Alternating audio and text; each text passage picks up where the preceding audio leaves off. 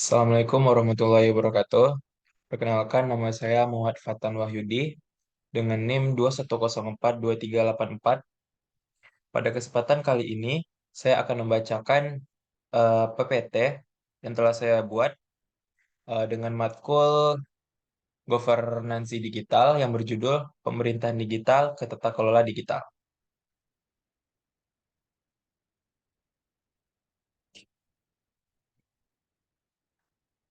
Yang pertama yaitu penjelasan.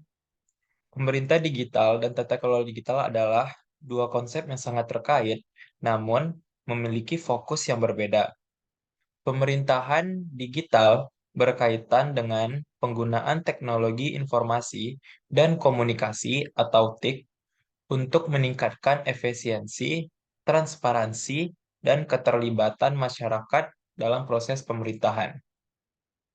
Sementara itu, tata kelola digital mencakup aspek pengelolaan, pengendalian, dan penggunaan teknologi informasi secara holistik dan strategis dalam suatu organisasi.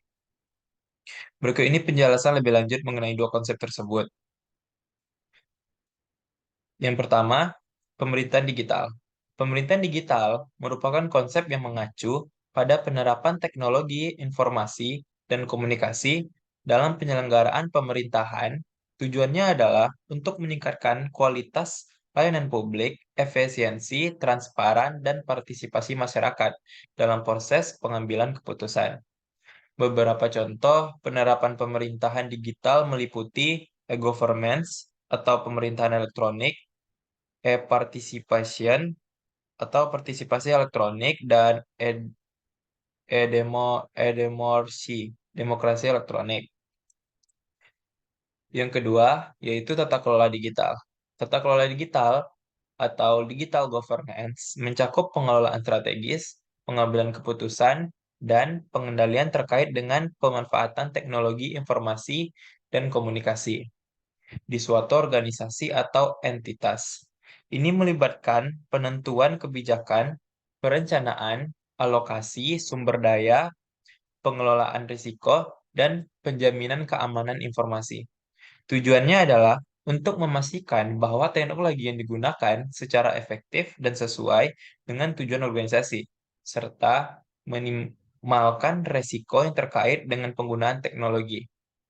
Migrasi dari pemerintah digital ke tata kelola digital melibatkan langkah-langkah untuk meningkatkan pengelolaan dan pemanfaatan teknologi informasi yang lebih matang dan terintegrasi dalam konteks pemerintahan. Hal ini meliputi yang pertama, pembagian kebijakan dan standar, yaitu penetapan kebijakan dan standar yang jelas terkait dengan penggunaan dan pengelolaan. Yang kedua, pengelolaan resiko digital, yaitu identifikasi, evaluasi, dan pengelolaan risiko yang terkait dengan penggunaan teknologi informasi, termasuk keamanan informasi dan privasi. Yang ketiga, peningkatan kapasitas SDM, pelatihan dan pengembangan sumber daya manusia untuk memastikan pemahaman yang mencakup terkait dengan penggunaan dan pengelolaan teknologi, integrasi teknologi, integrasi sistem, dan aplikasi yang digunakan dalam proses pemerintahan untuk memastikan efisiensi dan koordinasi yang lebih baik. Yang terakhir, pemantauan dan evaluasi kinerja. Pemantauan terus-menerus terhadap kinerja teknologi informasi dan dampaknya terhadap pencapaian tujuan organisasi. Masuk ke yang dua, apakah pemerintahan sudah mencapai tata kelola digital? Perkembangan menuju tata kelola digital merupakan suatu perjalanan yang terus berlangsung di berbagai negara di seluruh dunia. Namun, implementasi penuh dan matang dari konsep tata kelola digital adalah suatu hal yang kompleks dan membutuhkan waktu untuk dicapai secara menyeluruh. Setiap negara, bahkan setiap organisasi, memilih tingkat kemajuan yang berbeda dalam memahami, mengadopsi, dan menerima prinsip-prinsip tata kelola digital. Beberapa negara atau organisasi mungkin sudah memiliki dasar-dasar pemerintahan digital yang kuat, sementara yang lain mungkin masih dalam tahap awal dalam menggali potensi penuh dari tata kelola digital. Beberapa tanda-tanda dan langkah-langkah yang menunjukkan peralihan dan pemerintah digital ke tata kelola digital meliputi Yang pertama, perumusan kebijakan dan standar, yaitu adopsi kebijakan dan standar yang lebih matang terkait dengan pengelolaan dan penggunaan teknologi informasi. Ini termasuk kebijakan keamanan informasi, profesi data, privasi data, dan pengelolaan risiko digital. Yang kedua, peningkatan keamanan dan perlindungan data, yaitu peningkatan fokus pada keamanan cyber dan perlindungan data, serta implementasi tindakan proaktif untuk mengatasi risiko keamanan yang kompleks. Yang ketiga, peningkatan transparansi dan akuntabilitas, yaitu meningkatkan transparansi dalam pengambilan keputusan dan meningkatkan akuntabilitas dalam penggunaan teknologi untuk melayani masyarakat. Yang keempat, optimalisasi penggunaan teknologi, yaitu mencapai efisiensi maksimal dan manfaat dari teknologi dengan mengintegrasikan sistem, pengurangan tumpang tindih, dan memastikan pengelolaan data yang efektif. Yang kelima, pengembangan SDM. Penekanan pada pengembangan sumber daya manusia untuk memastikan pemahaman yang lebih baik tentang teknologi dan mendorong adopsi yang lebih baik dalam organisasi. Yang keenam, partisipasi dan keterlibatan masyarakat. Mendorong partisipasi masyarakat dalam proses pengambilan keputusan melalui platform digital dan teknologi lainnya, serta mendengarkan umpan balik untuk meningkatkan layanan publik. Contohnya seperti mengambil komentar-komentar publik atau masyarakat tentang supaya kemajuan-kemajuan pelayanan publik di sebuah negara agar lebih maju dan lebih efisien. Yang ketujuh, evaluasi dan pemantauan kinerja, yaitu menerapkan mekanisme pemantauan dan evaluasi kinerja teknologi informasi secara teratur untuk memastikan pencapaian tujuan organisasi. Namun, perjalanan menuju tata kelola digital adalah suatu proses yang terus berkembang dan dapat berbeda di setiap konteks. Penting untuk terus memperbaiki dan mengadopsi strategi dan pengelolaan teknologi informasi yang efektif. Jadi,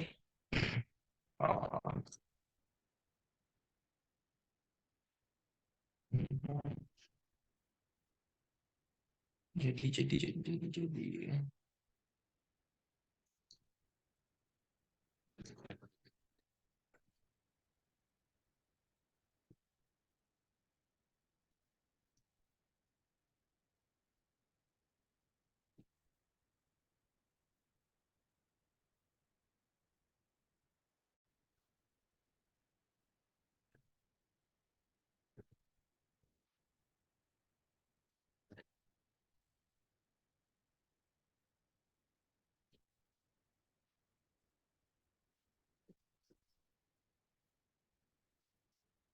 Strategi sistem.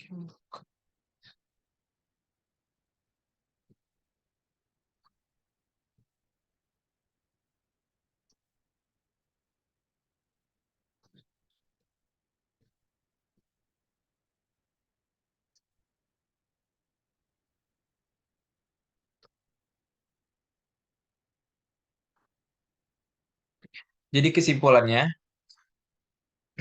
dari sudut pandang masa kini, sebagian besar didasarkan pada perdebatan kalkulasi sosialitas dan kebijakan makroekonomi.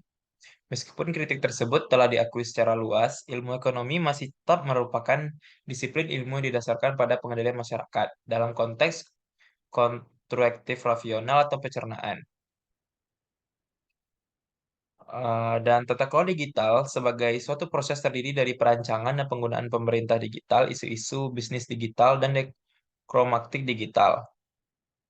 Meski demikian, proses ini memiliki keterbatasan sendiri. Batasan tata kelola digital tampaknya merupakan batasan yang diketahui sejak era pradigital.